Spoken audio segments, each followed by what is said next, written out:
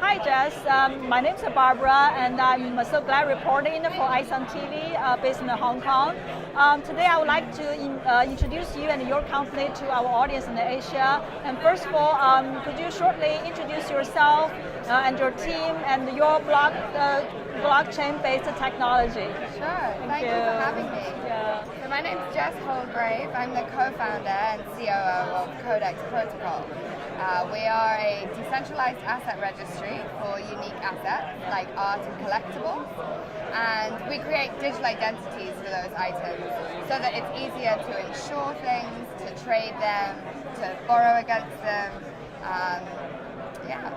So we do, our first application is one called Biddable, and that application is specifically for auction houses. We have partnerships and contracts with two of the biggest software providers in the auction industry. And for them, we've integrated our technology, which allows people to bid and register to bid with cryptocurrency at auction houses. That's now live, so there are auction houses where you can go and purchase items with cryptocurrency. So one of the key things about this asset class and this industry is that the provenance of the item is a really important value driver. By provenance, we mean authenticity, history of ownership, where the object's been, and it's really fundamental to value. And it's something which today is very, very hard to track, hard to prove. Absolutely.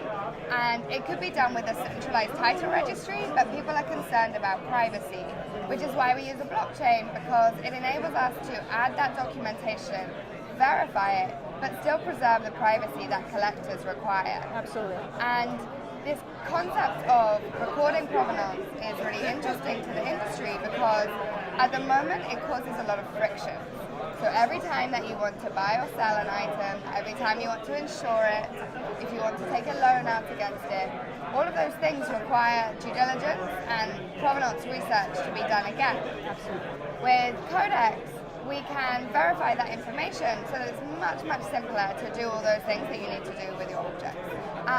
For small galleries, this is a really obvious technology for them to use. It helps them manage their artist market, manage inventory, and effectively provide certificates of authenticity to their buyers. Yeah. So we see it as something that galleries will be really interested in, and we look forward to developing a specific application for them. Yeah, absolutely. When I talk with the many artists who are interested in using the blockchain-based application to improve their life, one of the most frequent issues that we have been talking about is how the blockchain-based application can democratize the whole industry and bring more value or wealth for the artists themselves.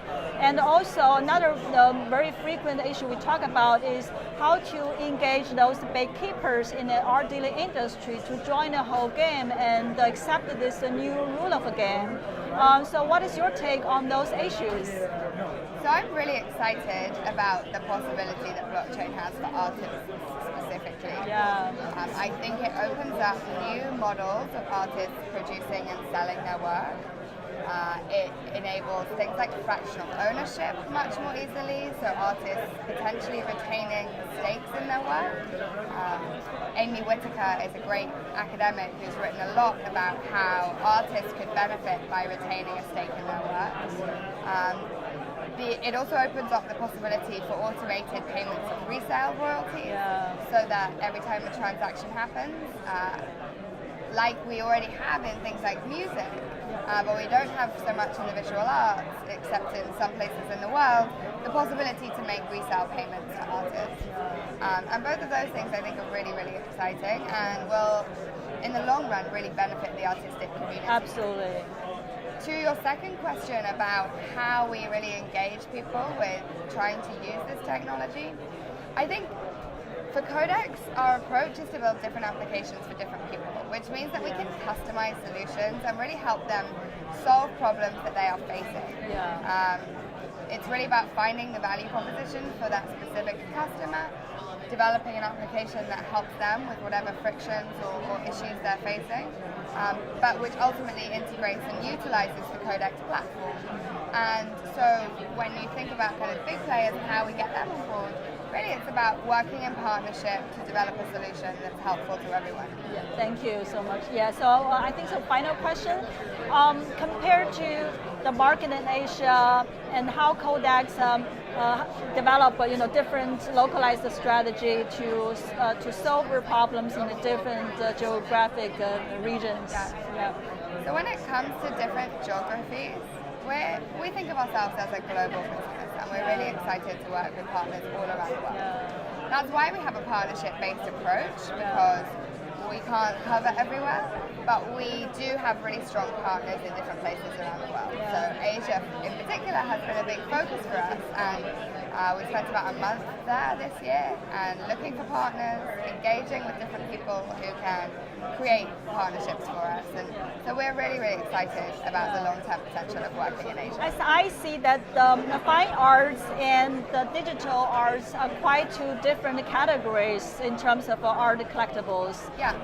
How is your blockchain-based technology solve the problems specifically for these two different categories?